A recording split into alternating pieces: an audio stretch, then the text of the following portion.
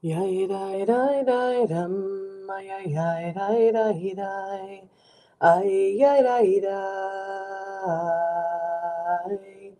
yum ay dai, yada dai dai dai dai dum, yai dai dai dai dai, yada dai dai yadai. Ay, ay, ay, yay,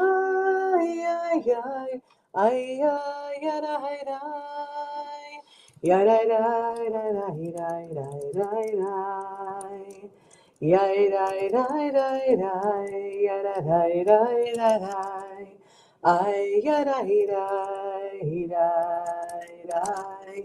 Yeah, yeah, yeah, yeah, yeah, da, da, da. Yeah, da, da, yeah, da, da, da, da, da. Yeah, da, da, da, da, da. Yeah, da, da, da, da, da. Yeah, da, da, da, yeah. Yeah, yeah, da, yeah, da, da, da, da. Yada da da da da da da.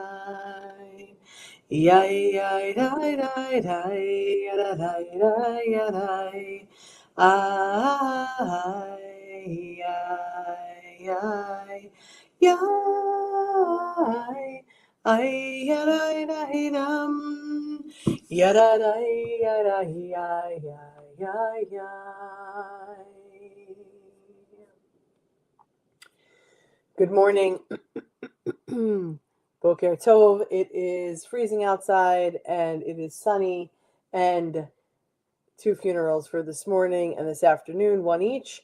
And I'm thinking about how much complaining that I'll be doing simply being outside in the cold, but also realizing how lucky we are this morning to be alive, to be here, to be well enough. Not all of us are as well as others, but the idea that we can live and exist, how beautiful that is.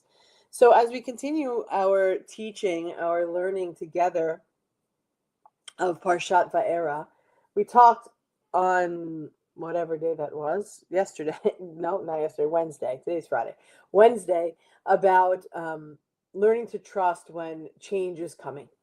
And so, as we continue to deepen our understanding of Parshat Va'era, we come to hardening hearts and the cost of refusal. What is our moral choice? A few ideas in Torah trouble us, and for some of us, there's more things that are troubling than others, but overall, there's not so much trouble, right? But here's one that troubles all of us, I would think. Mostly because it's part of the story that is most associated with Judaism and Jewish life and holiday and understanding of Torah, whether you knew it was Torah or not, or whether it's just the story that we hear on Pesach, on Passover, which is, here's the troubling part of this scenario, that Pharaoh's heart is hardening. A hardening heart generally means that something exclusionary is about to happen. Something's not going to happen for someone else. It's a closed-mindedness, it's a narrowing, I'm shutting you off. So sometimes the Torah tells us that Pharaoh hardens his own heart. Other times it says that God hardens it. So, two rabbis and three opinions, but it's probably 12 opinions because each rabbi has their own set of opinions. But in discussion, rabbis are often deeply uncomfortable with this, and rightly so, right? Jewish tradition does not believe in a God who removes human free will. Instead, our sages offer a more unsettling and far more human explanation for this. Repeated moral refusal slowly narrows the ability to choose differently. In other words, it's not that Pharaoh loses free will, it's that he trains himself not to use it. When someone encounters suffering again and again and again and chooses not to respond, something shifts inside. Compassion dulls. Resistance feels easier. What once shocked the heart becomes routine. It's a numbing, it's a dulling. This is not divine punishment at all. It's the natural consequence of moral avoidance. Vayera is teaching us how oppression sustains itself, not only through cruelty, because there's that, but through habituation. It's over and over and over until you're like, oh, forget it. I'll ignore it. I'll push it aside. I'm done with it. Each plague in the story, in the narrative, in our lives, each plague is an interruption. Each moment of relief is an opportunity. But Pharaoh chooses differently. Again and again, he's given space to soften up. And again, what does he choose? Refusal. What makes this so powerful, so uncomfortable, is that Pharaoh is not ignorant. He sees suffering clearly. He just simply decides that the cost of change is too high. This is where the Torah quietly turns the mirror toward us. Where do we encounter pain? In our communities, in our world, in our relationships, and tell ourselves, that's unfortunate, but also unavoidable. Where? Where is it in our own lives?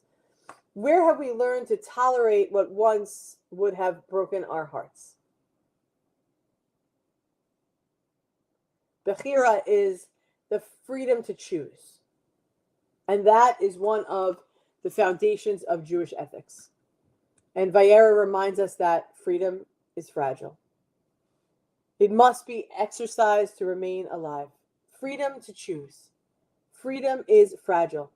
And if we don't use it, our existence is lessened. There's chilling wisdom here. Hearts do not harden overnight. They harden slowly through acts of denial, through looking away, through convincing ourselves that the choice doesn't matter. But the Torah also insists on hope. If hearts can harden through habit, and they do, then they can also soften through intention, and they do, and they can. Every act of noticing matters. Every refusal to accept injustice as normal matters. Every moment of moral courage reopens our possibility. Vayera teaches us that redemption does not begin with Pharaoh's changes. It begins when someone chooses differently. That choice, I feel small, but it's never insignificant. Beloved friends, we ask ourselves as we move toward Shabbat, where might our hearts be closing? Not out of cruelty, but out of fatigue or out of fear.